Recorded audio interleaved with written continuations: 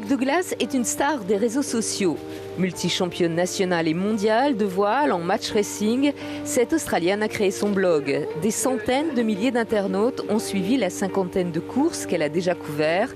C'est la première fois qu'elle vient en Polynésie.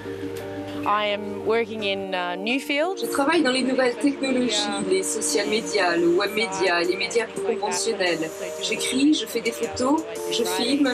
Pour résumer, j'essaye de promouvoir la voile auprès d'un maximum de personnes. Si j'arrive à amener les gens à la voile, j'ai gagné.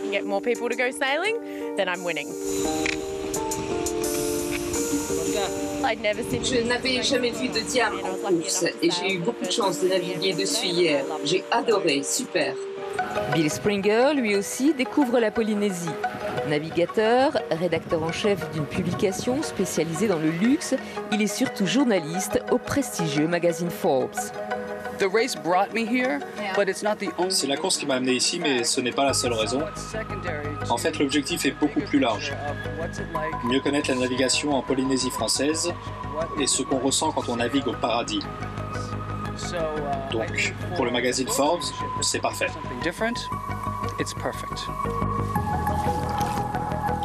Il y a beaucoup de Néo-Zélandais et d'Australiens qui ne connaissent pas la Polynésie, ce sont des très grands voileux.